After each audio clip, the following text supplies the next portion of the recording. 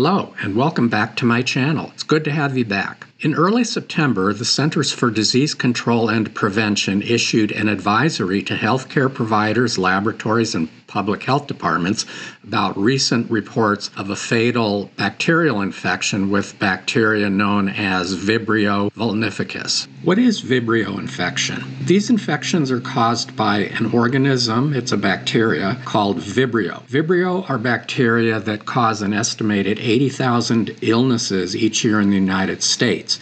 There's about a dozen different species or types of Vibrio that can cause disease in humans. Most people with Vibrio infection have diarrhea with nausea, vomiting, fever, chills, and usually will get over this illness in a few days. Most people get infected with Vibrio bacteria by eating raw or undercooked shellfish, although infection can also occur by contamination of an open wound. People can also get infected if an open wound comes in contact with raw or undercooked seafood or juices. Just about any open wound can be contaminated by Vibrio. The source of the infections is usually contaminated water, particularly near the Gulf of Mexico or on the eastern coast of the United States, and particularly during the warmer months running through October. Let's talk now about one specific species or subtype of Vibrio bacteria known as Vibrio vulnificus. Vibrio vulnificus is known to cause life-threatening infections. Unlike other species of Vibrio bacteria,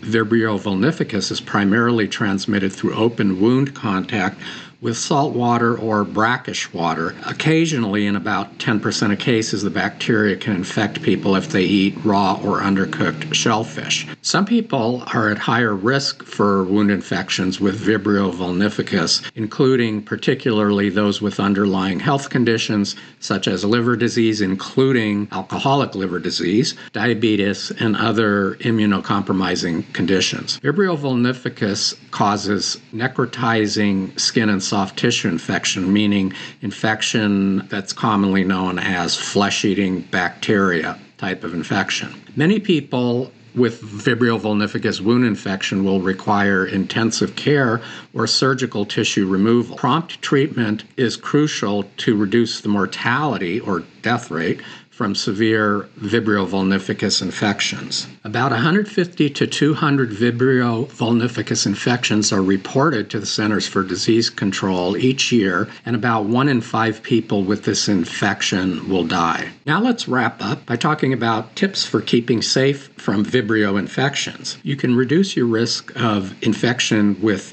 any of the Vibrio types of bacteria by doing the following. 1. Don't eat raw or undercooked oysters or shellfish. Cook them thoroughly before eating. Hey, I know this is gonna bother a lot of you oyster fans out there, but what can I say? 2. Always wash your hands with soap and water after handling raw shellfish. 3. Avoid contaminating cooked shellfish with raw shellfish and its juices. 4. Stay out of salt water or brackish water if you have a wound. That includes whether you've had surgery, any recent piercings or tattoos, or any other wounds. And if you're planning on handling any raw shellfish and you have any wounds, be sure to keep the wounds away from any of the juices or other contacts with the raw shellfish. Number 4, wash wounds and cuts thoroughly with soap and water if they've been exposed to either seawater or raw seafood or its juices. And finally, number 5, if you develop a skin infection, tell your medical provider if your skin has come into contact with any salt or brackish water, particularly from the Gulf or eastern coasts, or any raw seafood or any raw seafood juices. And finally, if you're in a high-risk group who's more likely to get infections with the Vibrio vulnificus species or subtype of all the different kinds of Vibrio bacteria. Number 1, wear clothes and shoes that can protect you from cuts and scrapes when you're going to go into salt water or brackish water,